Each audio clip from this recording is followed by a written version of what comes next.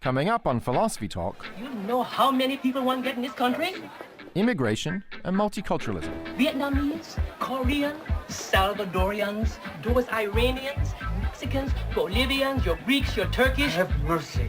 So many people. I have mercy, but I can't carry the work home. I just like a TV set. Turn me on at 8, turn me off at 4. Should ethnic or cultural identity ever be considered in a country's immigration policy? Not in a multicultural society. So we should welcome immigrants who reject the society's values? Let's practice our English. Okay. Okay? Okay. Let us practice. Kiss me beautiful. Beautiful? Beautiful. I love you.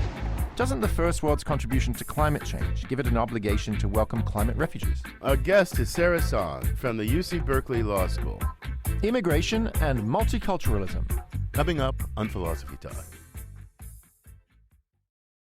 Hey, philosopher. Thanks for downloading this episode of Philosophy Talk. And thanks so much for being our partner. You've supported us in the past, and we're really grateful for that support. But we need your help again, now more than ever. So here's what to do.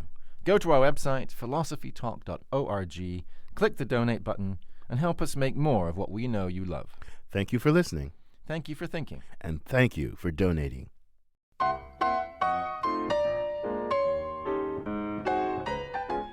Should immigrants assimilate into their new society? Or should society adapt to make room for different cultures? Aren't there some foreign customs locals should never accept? Welcome to Philosophy Talk, the program that questions everything.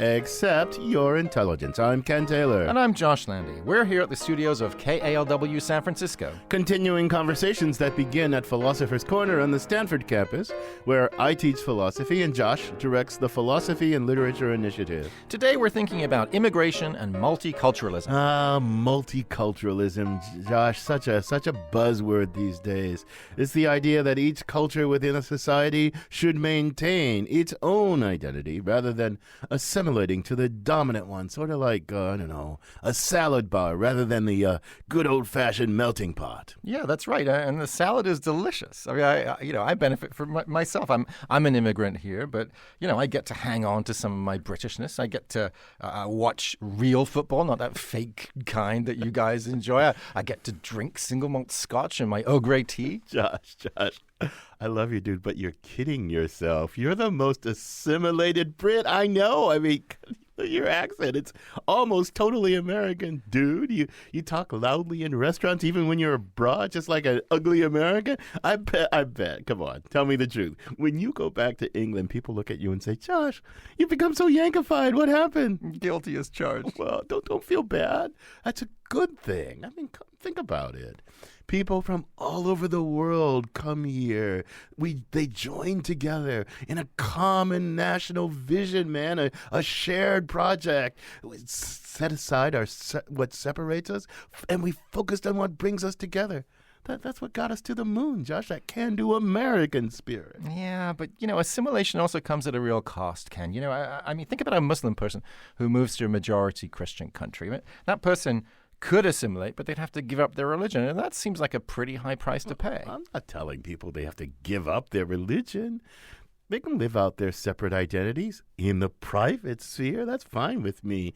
But when it comes to the public sphere, where we all get together to deliberate about how to solve our collective problems, well, that's precisely when we need to focus on our shared humanity and check our identities at the door of the public square, dude. I don't agree. Look, I think it's beneficial, not just for individuals, but also for society, if you have people living out their differences in public. I mean, just think about food. Are you telling me you want people to cook their delicious curries and pastas and enchiladas in secret and not let anybody else have a taste? Yeah, Josh, look, that's a terrible metaphor. I'm not talking about food. Food never did anyone any harm. That's not the issue. I guess you never have British food. And I don't intend to. The problem with multiculturalism is that some cultures, they include elements of some pretty ugly things. Misogyny, homophobia, racism. Wouldn't you rather people shed those attitudes when they come to America? Oh, right. Like people born in America never have any of those attitudes? Okay, come on, I grant you. Americans, our fellow Americans can be, a little bigoted at times, a little racist, a little xenophobic, but all that doesn't deserve a place in our liberal democracy. Look, whether or not we always live up to them, our norms and institutions, they're all about fairness. They're about equal treatment. So what do you propose instead, Mr. Multiculturalism, when people come in with very different norms, very different laws and customs? What do you propose? Laws? You're talking about Sharia law or something? Yeah. I mean, are you saying we should let immigrants who endorse Sharia, for example, just to take an instance, maybe rewrite the civil code or live by their own laws in their own little communities? Is that what you're proposing? I'm not saying that. I'm not talking about people rewriting the law. I'm just saying let them do their own thing. I mean, it's just like John Stuart Mill said, as long as what they're doing isn't harming anybody, we should accept it. We should even welcome it. No, but it is doing harm. It's undermining national solidarity. You can't have solidarity if every little subcommunity has its own practices, its own norms, its own language. You just can't, Josh. Mais non, monsieur. Tout le monde devrait parler français. Wait. That was French, right? Uh-huh. What are you telling me? Is suddenly you're okay with everyone speaking the same language? What, as long as it's French? Oui, pourquoi pas? You're kidding. You're kidding. You're like those French Canadians who want to outlaw English. Would that really be so horrible? I know you're not serious. At least I hope not. But on that note, we sent our roving philosophical reporter Holly J. McDeed to find out how Quebec has tried to preserve its identity as a French-speaking region, often at the expense of its own multicultural heritage. She files this report. As a young child, the Czech language was all Julie Sedovy knew. Then her family moved from what was then Czechoslovakia through Austria, Italy, and finally East Montreal. She learned French from kids in the neighborhood, but started school in English. It was implicitly clear to me, even as a child, that English was the most prestigious language to speak, that it was the language in which things got done, the language of serious people, the language of education. This was in the 1970s when almost all immigrants in Quebec chose to have their kids educated in English, like Sedovy's parents did. But the French speakers of Quebec felt their culture and language threatened by the pull of English in multicultural Canada. So Quebec officials took action. Quebec put in place a set of language laws that would prohibit immigrants like my family from educating their children in English. After a certain time, they were only allowed to send their kids to school in French.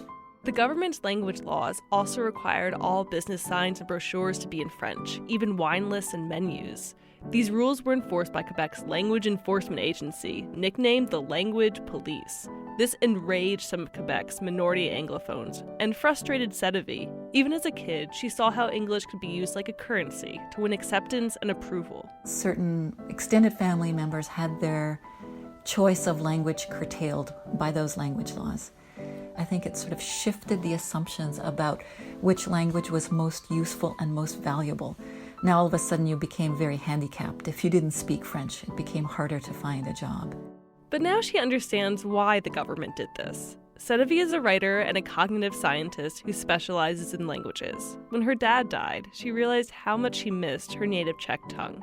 I'm now more aware of the fact that a dominant language like English really has the potential to steamroll over minority languages unless something is done to bolster the status of some of those weaker or smaller languages. The language laws did help preserve French in Quebec, and younger generations aren't as concerned that the language will die out now. I've discovered a changed landscape. Dan Bilevsky also grew up in Montreal. He lived abroad for 28 years, but recently returned as a New York Times correspondent. The cultural wars of the past have largely dissipated, and the younger generation is much more interested in being the next Quebecois Bill Gates than in revisiting the atavistic linguistic arguments of the past.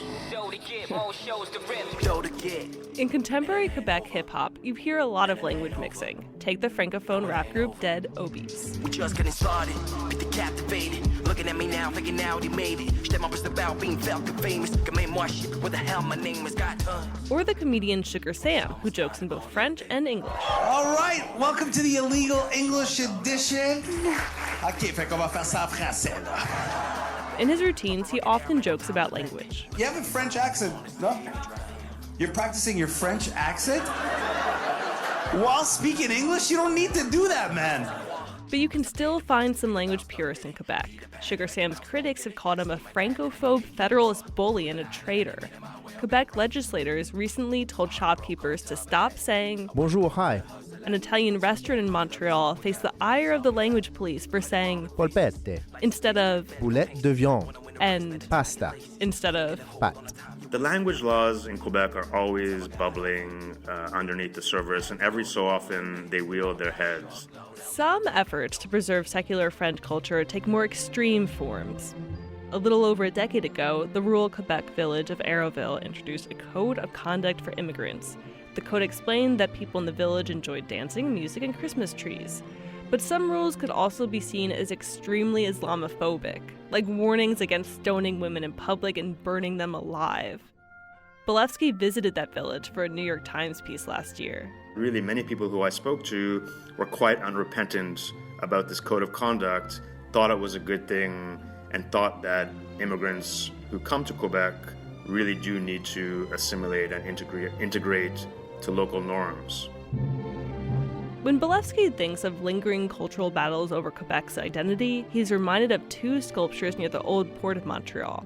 One is of a French woman wearing a Chanel suit and clasping a poodle.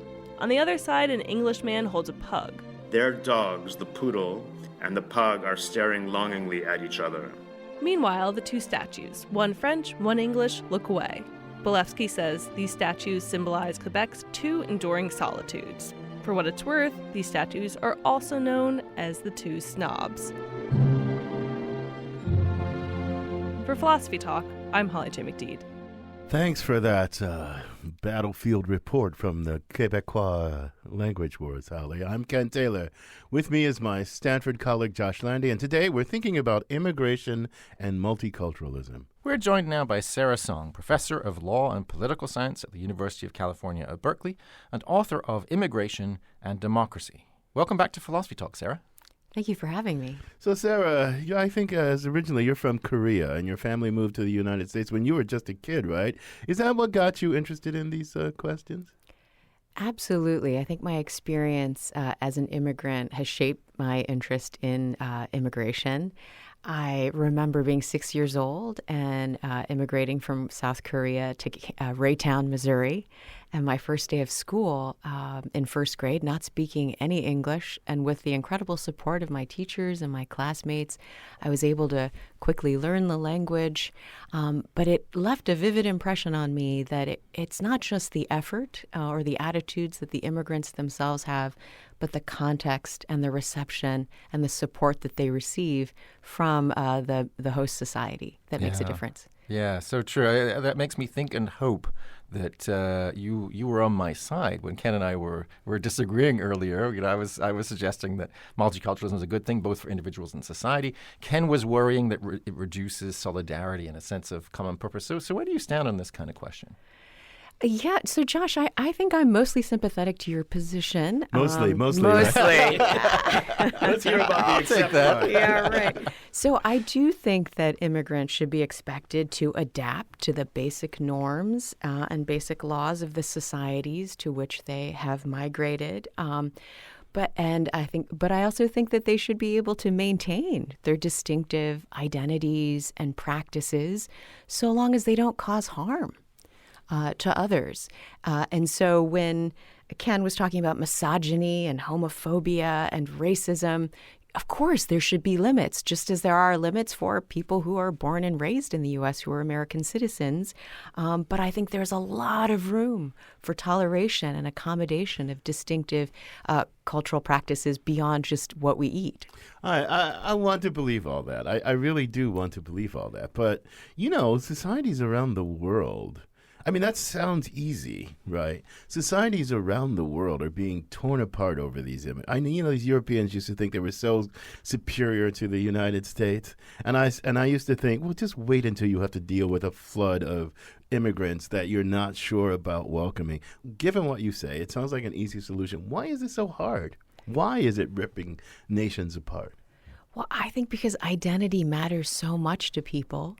And maybe with the migration crisis in Europe, a really important issue is that, for example, Germans in Germany feel a sense of that Germanness is under threat, right? And I think what we need to do is, instead of giving in to xenophobia and nativism, we should think about, well, maybe we can have a more inclusive conception of what it means to be German or what it means to be American. That's what I was going to say, because isn't this whole notion of Germanness somewhat illusory? I mean, not completely illusory, but don't we tend to reify what a nation is? It's one thing. Everyone's always done the same thing and thought the same way. Tell that to those Quebecois in Holly's report. I mean, there's something real that they felt.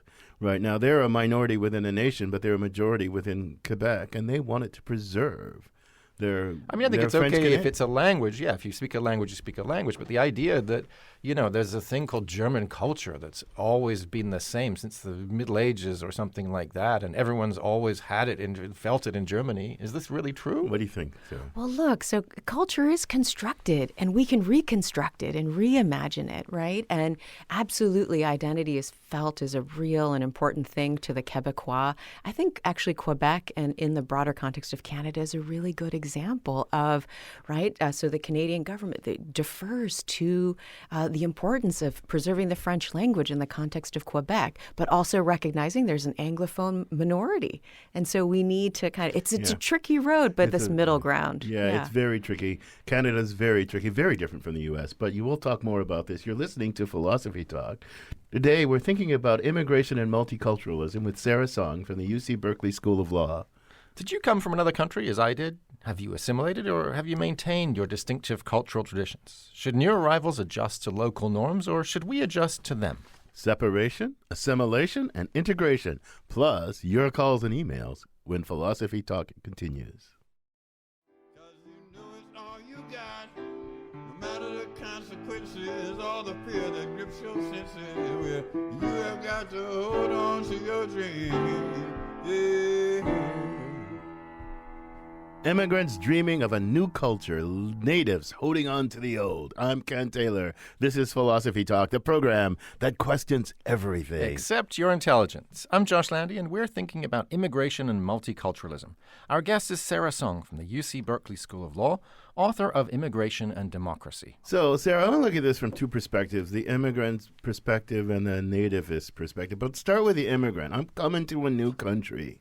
I got my thick identity and my culture, but how much should I reasonably expect that I have to adapt to the dominant culture, and how much can I demand that it bend to my needs and desires and identity, and where does that come from?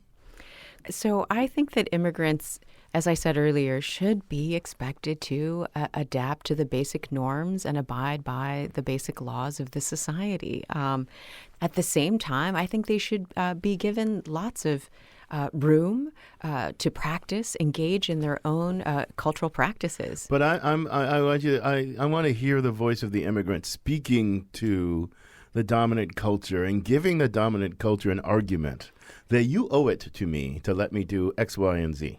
Right. And what's the argument that the immigrant can make? What's the set of consideration that the immigrant can make to the dominant culture to say, this is what you owe me? Great. I think it's an argument from equality. I think it says you may not experience it as cultural, but the dominant culture gets to enjoy its norms, its own practices are already embodied in the law, already embodied in our social structures. Consider religious holidays or the days of rest, right? Sunday, right? Where do we get that from if we take a historical view? But what if your day of rest is Saturday? Right, as it is for Seventh-day Adventists or right, other religious minorities, and you say, well, can I have some accommodation here? So similarly, when a migrant comes and says, I can't speak English, not yet anyway. What about multilingual ballots? So I can exercise my right to vote, right? Or what about some support for English as a second language learners in schools? What about bilingual education? So these are sort of... One thing quickly. Yeah. Suppose I said, as the dominant culture, the native, I said, well, wait a minute, dude. or gal or whoever. If you need all that, why are you coming here? I didn't invite you here. You asked to come here, and I don't have multilingual ballots. Why are you telling me that I owe you a multilingual ballot? Why don't you stay where you are if you want a multilingual ballot? So I think, we need to think about, why do migrants come? Why are they admitted? Right. And so it's huge pull factor is labor needs, right? And immigrants are recruited here to meet the labor needs of the United States, I think that there's a debate to be had, and we're having that debate about what is it reasonable for immigrants to ask for when they come. I think it's a raw deal if they say, okay, if the immigrant says, let me in, and then I'll do whatever you say.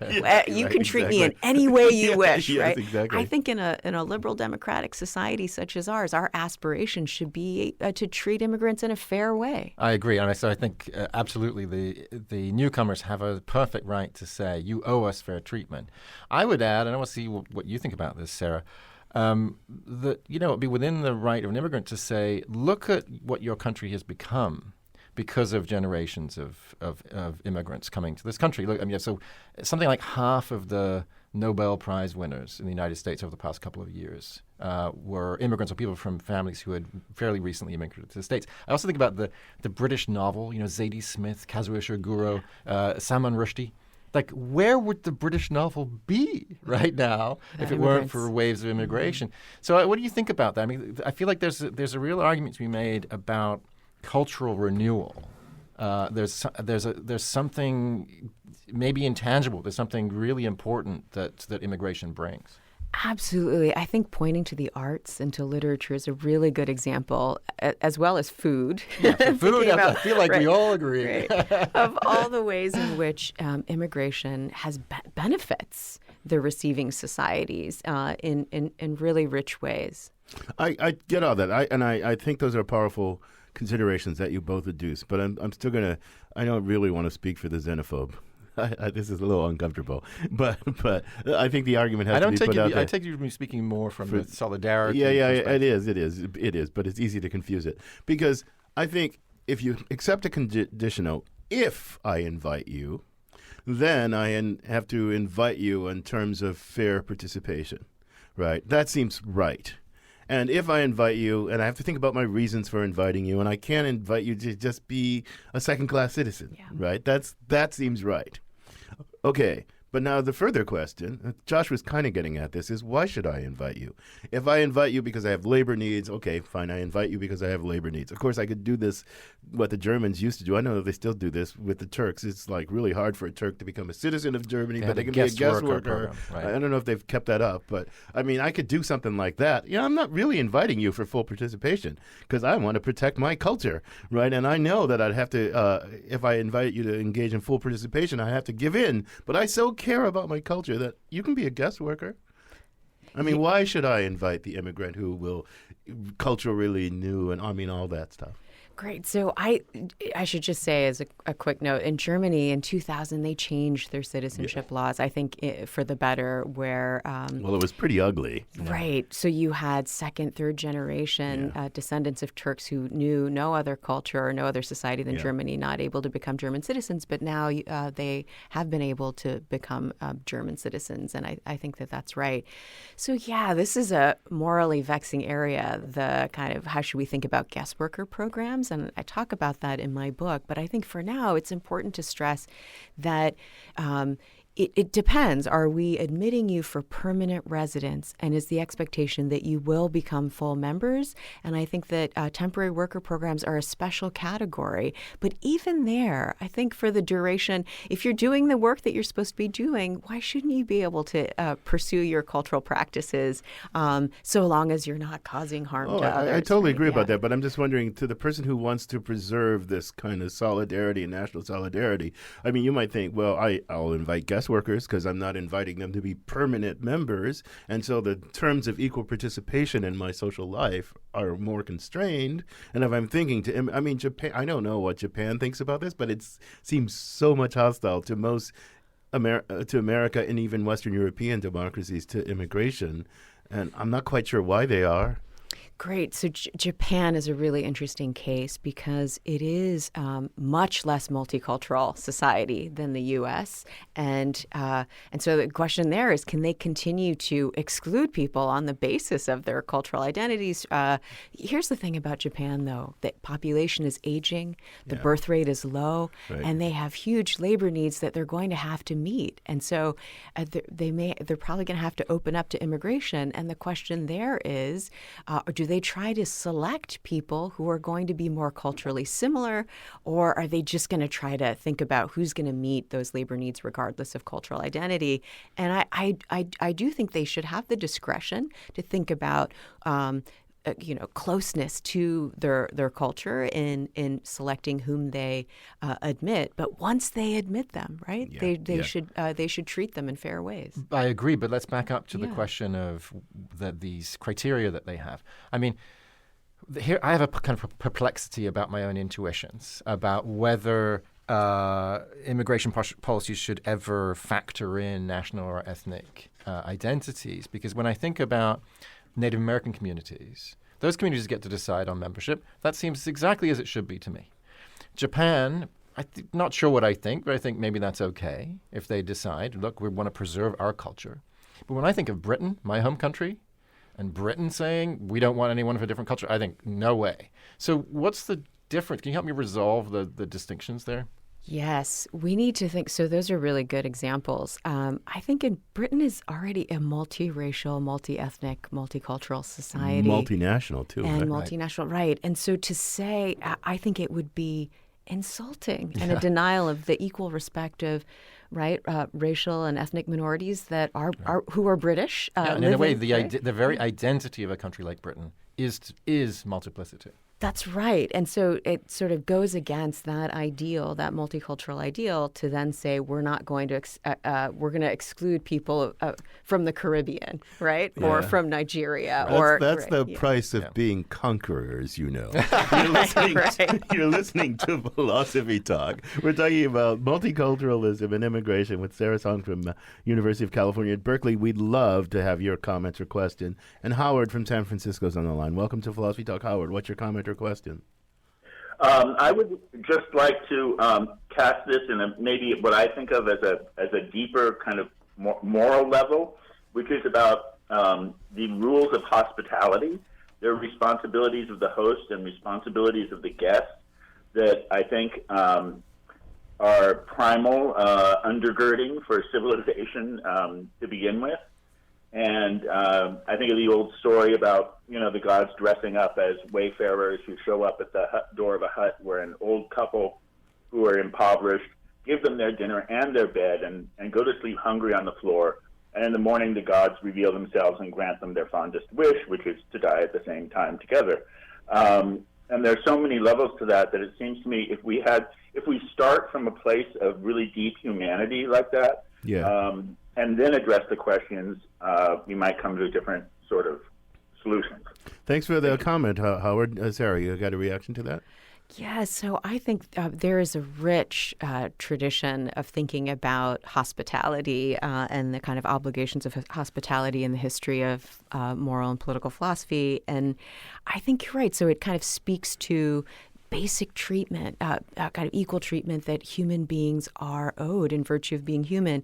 I think that hospitality only gets us so far, though, because it's talking about temporary migrants, sojourners who are owed, a welcome for a time, but the expectation is they won't be staying. And I feel like our conversation is really focused on those who are going to be permanently staying. Right. Your guest doesn't have the standing to fundamentally alter your familial relations, right? But I hear you and Josh saying that the immigrant that you welcome, that you invite and accept as a full participant does have standing to say this culture needs to evolve, and I'm going to be part of the evolving of it.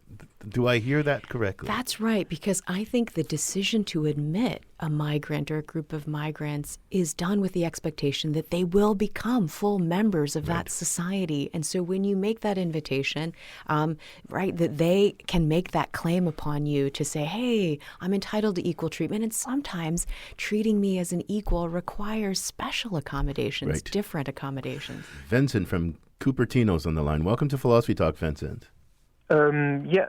I wanted to speak about, I suppose I see it in both ways. I'm an immigrant in the U.S. I live in California, and I was living for some time in France, where I suppose I saw a lot of immigration going on.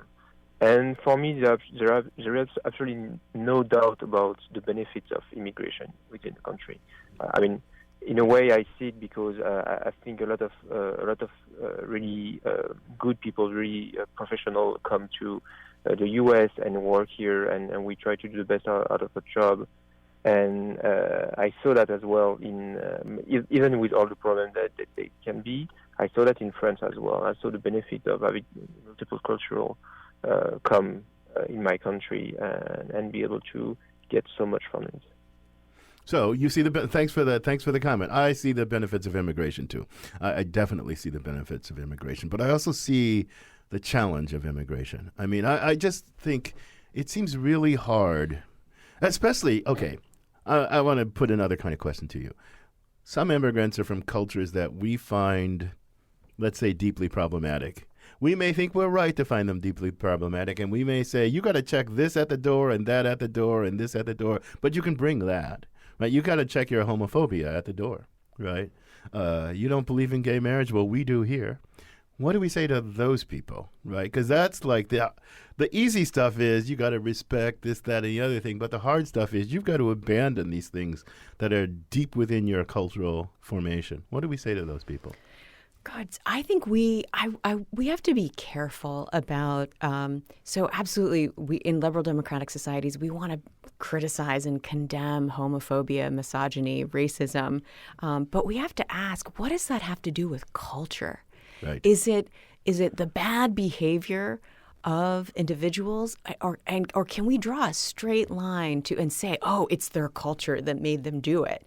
And so, but your question, Ken, reminds me of, I think it was the Netherlands that the government produced this video that then it's sent to predominantly Muslim countries. That showed this is what Dutch culture consists of. And there were lots of images of LGBT couples, right, on the beach, holding hands, embracing. And the message was, if you cannot accept, right, that this is what Dutch culture is about, you shouldn't come. Wow. You shouldn't come. How was that received? Mixed, to say the least. But you get the. I see where your question's coming from. But I think here's what I think was problematic about those videos, which is sort of it already assumes that the cultures or the communities that they're sending these videos to are kind of deeply ingrained in a certain set of beliefs. And I think it's much more. There's more disagreement, and I think cultures are much more multifaceted and polyvocal than that. It assumes on the other side that the Dutch culture is homogeneous. Exactly. Well, but wait a minute. Does that make it really complex? Because somebody may claim to be the arbiter of Muslim cultural identity, and we say we don't accept.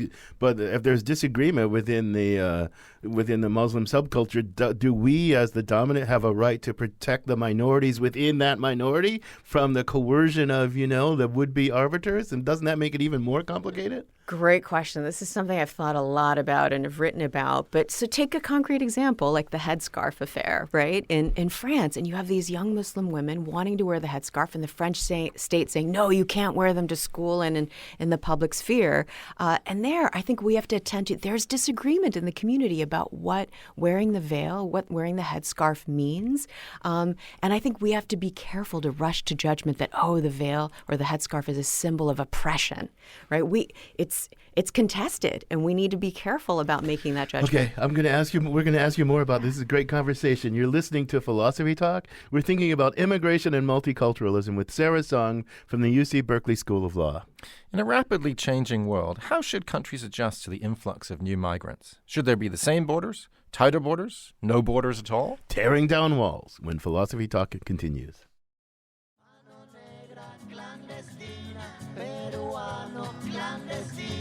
Africano, clandestino, marijuana illegal. Migration, clandestine and otherwise, is remaking the world. I'm Ken Taylor, and this is Philosophy Talk, the program that questions everything. Except your intelligence. I'm Josh Landy. Our guest is Sarah Song from the UC Berkeley School of Law, and we're thinking about immigration and multiculturalism. And we've got a caller, Philip, from New Mexico, all the way from New Mexico. And you must be listening online, Philip. Welcome to Philosophy Talk. What's your comment or question? Well, thanks for taking my call. My name's actually Philippe, and that's relevant. Philippe, to this okay. I'm born. My mother is a French Jew who survived the Vichy occupation, Wow. but her father and her brother, who were born in Poland, did not. They were deported, and so I'm sort of right on the front line of some of your conversation. And what's really apposite, I guess, is we've been discussing a French intellectual by the name of Eric Zemmour. I don't know if your guest is familiar with him. He is a French Jew who is very critical of French immigrants, recent French immigrants, and their reluctance to assimilate. And so literally I was talking to my mom 20 minutes ago about Zemmour and the whole issue of what back in the 1960s in this country we called beyond the melting pot. So, okay, Sarah, you're going to react to that? Thanks for the call, Philip. Thanks for the observation. You can react to that? Yes. So I think the integration of immigrants is a two-way street. And it matters very much that the immigrants seek to integrate. But I also think it makes a big difference, the kind of reception that the French government or the U.S. government provides to immigrants. And I think it's through policies like some of the multiculturalism policies or accommodation policies that provide a more welcoming environment. And some of it may just seem purely symbolic. And people may dismiss them. And Ken, in your role, you might be dismissing them, saying, well, is it really that important? Just expect people to assimilate. But I actually think that people's sense of belonging, are they really welcome here, makes a difference to their orientation to the broader society. And if there's xenophobia, if there's pushback, or just the assumption that everybody who's coming these recent days refuses to integrate, I think that's a problem. So one of the things I was taking from this discussion, you talk about policies and all that from the government, but I actually think, it sounds like you think, and I think I really agree, that one of the things that needed is what I call civic conversations about these things. That we have very... One of the things that depresses me to no end about America is the decline of the civic space in which citizens meet each other and face-to-face and engage in civic discourse with one another. We have so few fruitful civic conversations. And it sounds like part of what we need is like, hey, let's talk this through, so that I know what matters to you, you know what matters to me, and it's like a family in therapy. I think the American family needs tons of civic therapy. I'm all for that. We need more conversations like this, more civic conversations where, and absolutely, Ken, it's not just about the policies or the formal official kind of reception that immigrants are given. It's about an ethos, or our own attitudes in everyday life toward the different people that we encounter. But even, of course, even the policies, France is a great example of this, to get back to the headscarf issue. I mean, France has had a headscarf ban in public schools, and that can lead to a kind of ironic result if you have parents simply saying, all right, I'll pull my kid from public school. We'll educate her somewhere else. that can have the opposite effect to what's intended. Yeah. That's right. And I think that's a major downside of the ban, in addition to its failure to kind of show equal respect toward French citizens of all backgrounds. And also, what's the best way to get a teenager to do the very thing that you say the opposite, right? But to say you can't wear, you can't, to say right, then it See, that's another matter of the absence of civic conversation and just thinking policies are going to do the trick. But we got another caller, Jackson from Berkeley. Welcome to Philosophy Talk, Jackson. What's your comment or question? Hi, my comment was more just, I think that there should be more consideration for the Native American perspective on this, because in my opinion anyway, I feel that we pretend that these are our lands to decide on who to share them with and how. And really, in my opinion, again, it seems it's not really like France or Japan that was brought up with the host-guest relation. More like pillagers now wanting to respect the newcomers, and the newcomers wanting to feel respect, but without there being really respect for the first comers first. Jackson, you're raising a really deep and important point, and we're getting to it at the end, so I'm going to put it to you briefly, because it's true. I think there really is a difference between, let's call it multiculturalism and multinationalism, right? Especially a nation like Josh's nation, born of conquest, and the rights of indigenous nationalities and all that stuff. And America has done really, really, really, really, and can I add some really badly in respecting the rights of the indigenous peoples here.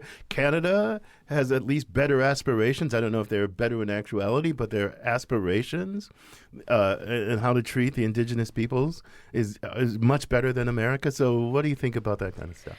Yeah, so I thank Jackson for the question, because I actually think there are implications for a multiculturalism for Native Americans, and the idea there is respecting self-government rights of Native Americans and Native peoples both in Canada and in the U.S., that they get to determine who comes onto their tribal lands, who can be a member of their tribal communities. But I think the deeper point that Jackson is getting at is the right to control immigration or to set these policies assumes that the people currently residing here have a legitimate right to occupy and to reside here. And these are really hard, challenging moral questions. We're going to have you back to talk about that kind of thing. But I want to give you one last task, really briefly. We're going to do something we do on Philosophy Talk from time to time. We're going to make you czar of immigration policy for the entire world. You have plenary powers.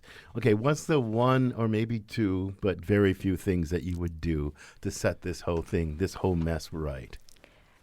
Wow. I wish I had more time to tell you all my ideas, but if I had to pick one or two, and if I were czar, so in my book, I argue not for open borders or for closed borders, but what I called controlled borders and open doors. And I think that the U.S. can do a much better job. We've talked a lot about the benefits of immigration to the societies that receive immigrants. And I think we should be much more generous than restrictive in admitting migrants for permanent residence. So President Trump, he wants high-skilled, high-tech workers, and he wants migrants from Scandinavia. He seems to especially like Norway. And not asshole countries, as he right. put it. Right. But I actually think that we should open up to immigration. I also think that we have to meet our obligations to take in refugees and other necessitous migrants who have nowhere else to go. And I think wealthy countries like the U.S. are falling incredibly short of the obligation to do their fair share. Yeah. And what's the best way to make that argument to people who don't believe it yet? The best way to a humanitarian argument that says, right? And think if you were in their shoes. The world is carved up into states and they have nowhere else to go. Yeah. This is complicated stuff. We'll have to have you back. But for now, on this multifaceted conversation, Sarah, I have to thank you for joining us. Thank you so much for having me. Our guest has been Sarah Song, professor of law and political science at the University of California, Berkeley, author of Immigration and Democracy. The conversation continues at Philosophers Corner at our online community of thinkers, where our motto, with apologies to Descartes, is cogito ergo blogo. I think, therefore I blog. And you can become a partner in that community just by visiting our website, philosophytalk.org. And if you have a question that wasn't addressed in today's show, we'd love to hear from you. Send it to us at comments@philosophytalk.org, and we may feature it on our blog. Now grab your popcorn. It's time to take Philosophy Talk to the movies.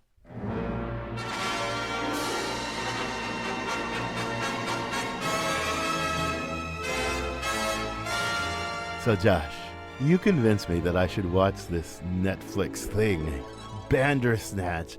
Why did you want me to watch this? What do you think this is? So, just set it up for us. Okay. This streaming entertainment event. I will call it that.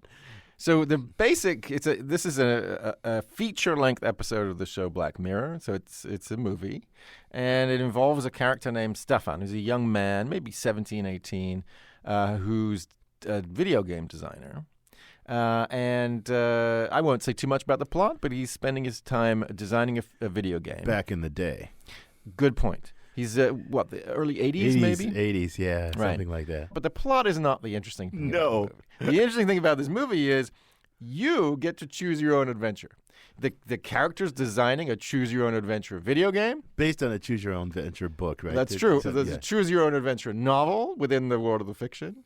This character, Stefan, is building a video game. It's going to be a choose-your-own-adventure video game based on that novel. And we're watching a choose-your-own-adventure movie, Bandersnatch. And we actually get to press buttons on our remote to decide what happens in the show. You've got 10 seconds. Don't worship him. He's the thief of destiny. You've read Bandersnatch? Jeremy Davis, visionary. Which ending did you get when you read it?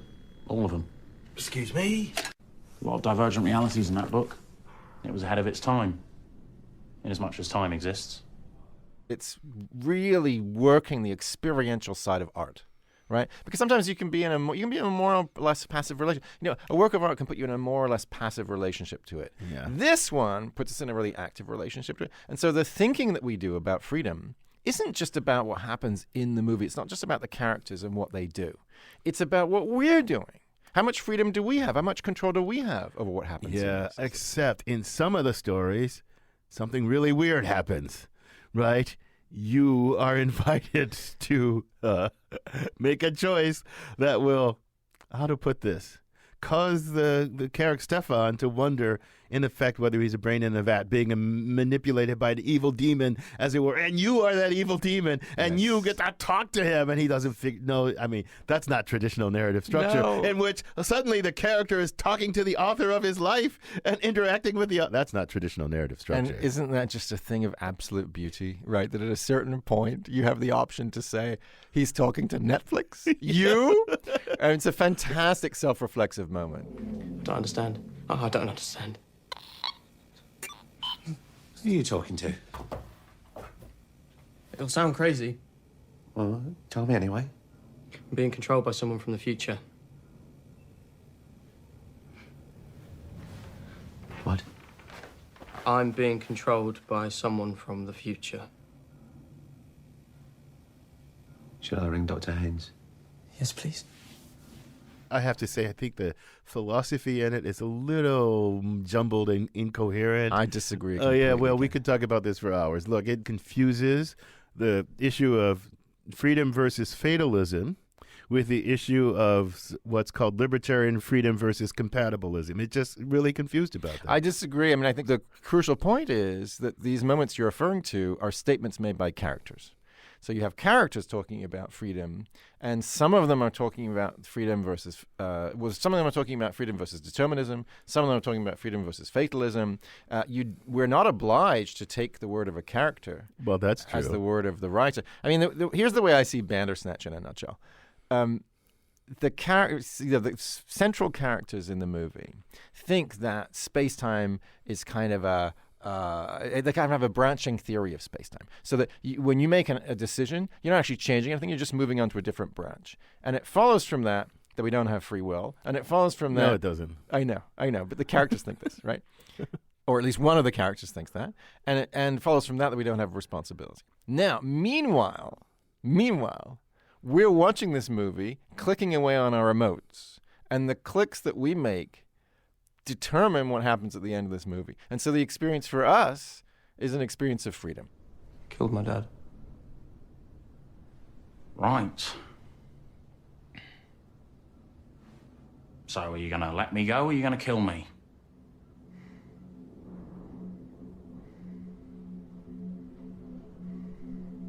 I mean, it's your choice. In as much as you have any choice.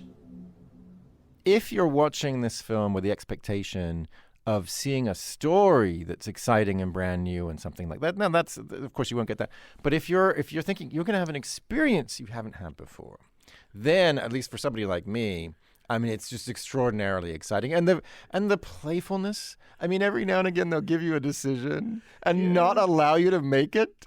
Yeah. Right? Or they'll give you a choice between two things that turn out to be exactly the same thing. It's right. That's beautiful. this thing about you don't know which choices are consequential and which Right. are not, and all this sort of stuff. Look, there's a lot. There's the intellectually ambitious thing. Yeah. And in a way, it's artistically ambitious thing. And it's a mashup of things. And it doesn't fit into any neat categories. And if you like that sort of stuff, then you'll love Bandersnatch. And if, you want your movies traditional with a beginning, middle, and single end, you'll be disoriented a bit, but maybe you're supposed to be disoriented. That's what art sometimes tries to do to you.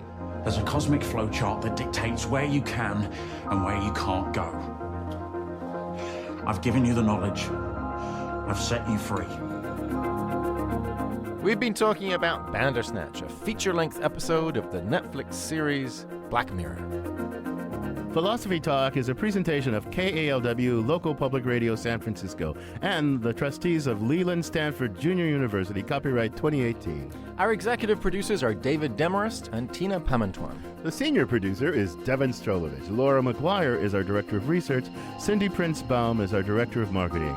Thanks also to Merle Kessler, Angela Johnston, and Lauren Schechter. Support for Philosophy Talk comes from Stanford University and from the partners at our online community of thinkers. The views expressed or misexpressed on this program do not necessarily represent the opinions of Stanford University or of our other funders. Not even when they're true and reasonable. The conversation continues on our website, philosophytalk.org, where you too can become a partner in our community of thinkers. I'm Josh Landy. And I'm Ken Taylor. Thank you for listening. And thank you for thinking.